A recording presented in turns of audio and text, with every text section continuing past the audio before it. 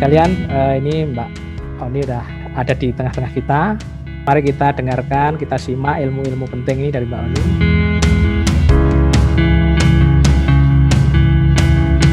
Kalau kita bicara masalah pakan, emang saya teringat sama kata-kata dosen saya dulu waktu saya kuliah di Papet UGM ya. Di peternakan itu, hal yang paling utama itu adalah pakan dan biokimia. Gitu.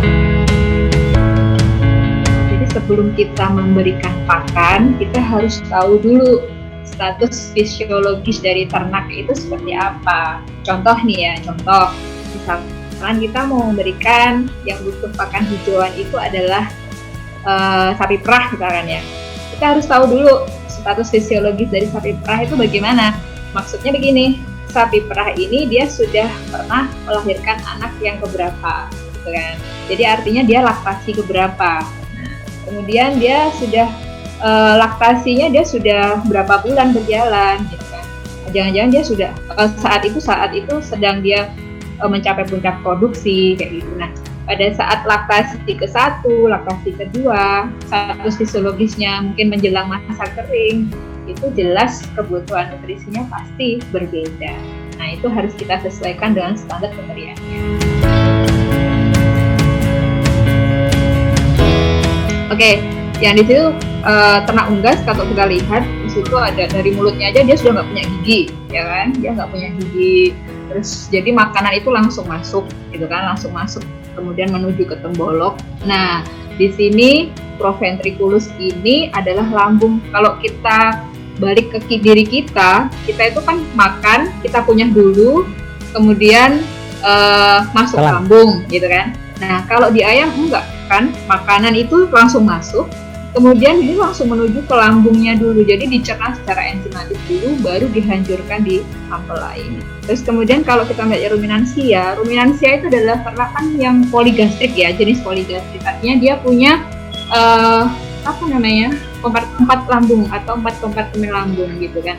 Dan di situ yang namanya ternak ruminansia itu dia mendapatkan energi atau nutrisi itu justru memang dari hijauan ya,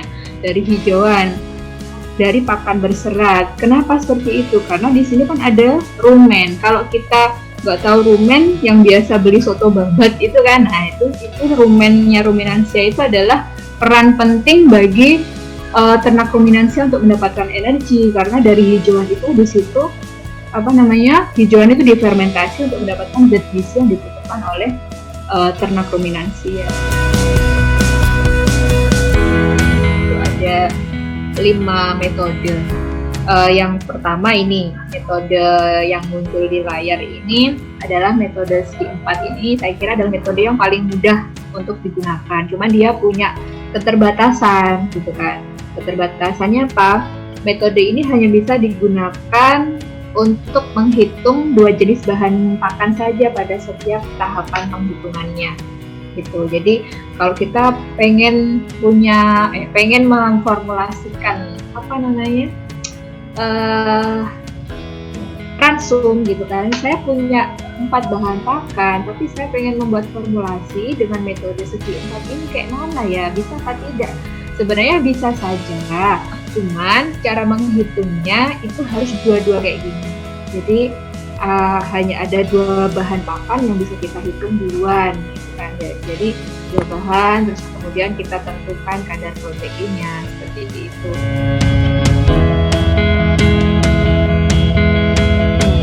Jadi konsepnya seperti ini Mas Andan, kita buat tumpukan bahan pakan itu kayak bentuk gunung gitu kan, terucut ya. Jadi pakan yang jumlahnya banyak itu kita letakkan di posisi paling bawah, disusul dengan pakan yang jumlahnya semakin sedikit.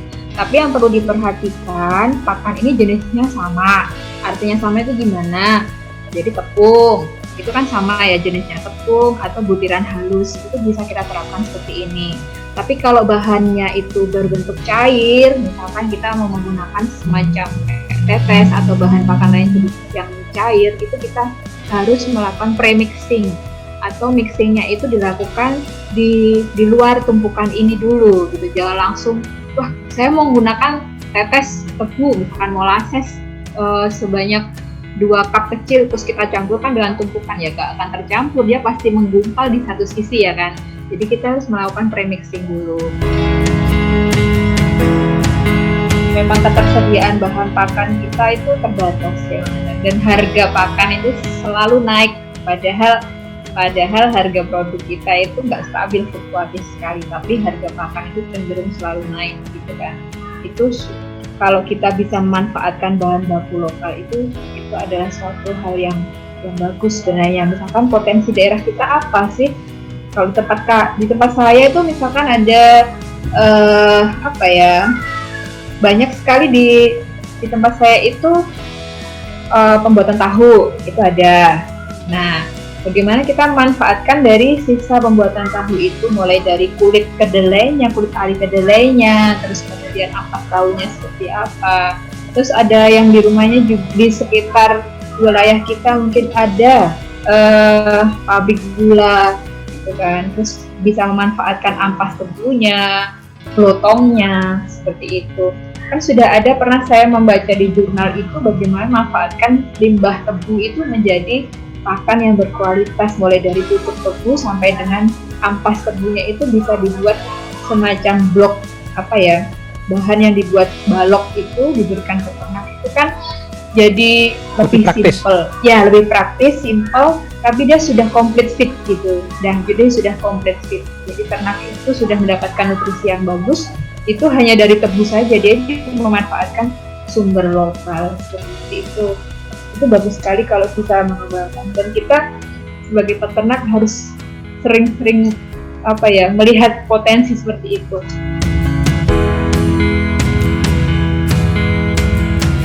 Kita sebagai praktisi peternakan ya, jadi jangan sekali-sekali kita merasa nggak pede sama peternakan. Ya, selama ada manusia hidup di dunia ini, dia pasti butuh produk peternakan. Jadi kalau kita bayangin aja di dunia kita nggak ada peternak, kita mau makan apa? Gitu aja deh. Jadi kita harus bangga sama profesi kita, sama latar belakang kita, sama karakter negara kita yang negara agraris itu, kita harus bangga.